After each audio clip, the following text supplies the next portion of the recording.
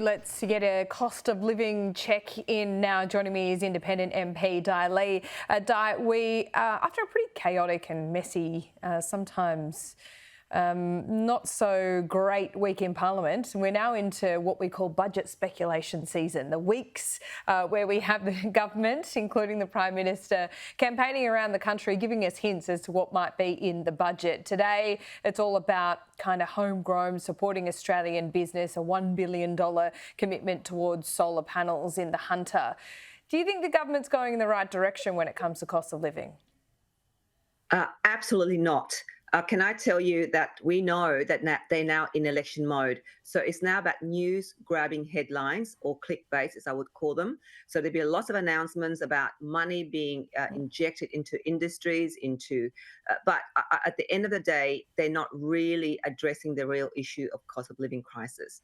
And I, for instance, asked a question in Parliament once again to the Prime Minister this week about freezing the HECS help debt, because it's certainly not helping any of our students and young people. As you know, there's a 7.1% indexation, and with the increased cost of living, and it's just creating such a huge mountain of debt for our students and young people, who are encouraging, to be the clever nation, to encouraging people to take up higher education, and the government's not doing that.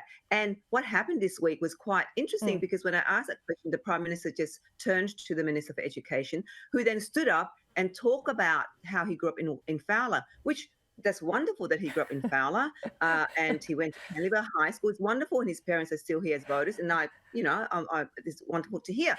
But what are they doing about freezing, right? Yeah. And so for me, it's just really disappointing, and I have no doubt the young people in my Fowler community, in Western Sydney in particular, who are struggling so much, would see this and thinking, are they really patronising, or are they really taking us for granted once again, and saying these kind of things and laughing? Like, I just find that, honestly, Question Time should be seriously considering some of the questions that it's been asked and put to the government of the day. Well, there's at least a couple of economists that have pointed out, and I'll double check this, but they've pointed out, and I'm sure the people of Fowler would like to know this, that the government actually collects more revenue from students paying HECS and paying their HECS debt off than it does in petroleum resource rent tax. So if a Labor government doesn't look at that imbalance, and if that's not a core kind of issue to look at for Labor, I don't know what is. I also thought there was a pretty stunning intervention this week from Matt Comyn. He's the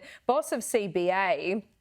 And when I saw these comments from him, I thought, finally, someone's talking about broad-scale tax reform that is required. He was talking about lowering income tax rate, increasing the GST, and putting a levy on tech companies. All those things made sense to me. Do they make sense to you? Look, it certainly makes sense to me, and I know that one of the crossbenchers, Allegra Spender, have been, and we had a roundtable last year to let's talk about tax reform. But my understanding is that no government of the day wants to touch the tax reform, because that impacts their election. And so really, I think successive governments from one to the next do not really tackle the real issue in terms of, because, tax is still being taken. The largest tax burden is on the PAYE. So the Australian, the middle income earners, the working Australians are still carrying the country. So we need to do something at this point in time. And with a government that's supposed to be for the working, those Aussie battlers, I can tell you they're not at all assisting any of the Aussie battlers here in Western Sydney, definitely for sure. And they're still working, assisting multinationals and corporations, and it's just not what the Labor Party should be doing. And now, you know what, they've just announced this whole, $1 billion for solar panels. Again, have they consulted? It's about rushing out policies without proper consultation. And I just think that they're going to make a big mistake in this again. It's and I heard you talking with Tanya Pilbasek. They have got no recycling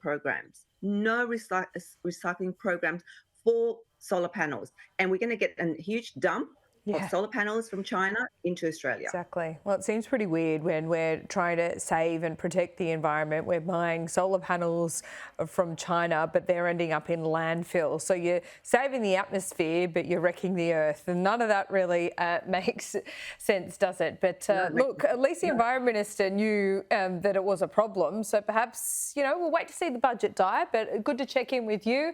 It's always a good check-in litmus test of the real world. We'll see you soon. Thanks, Lorna. Thank you.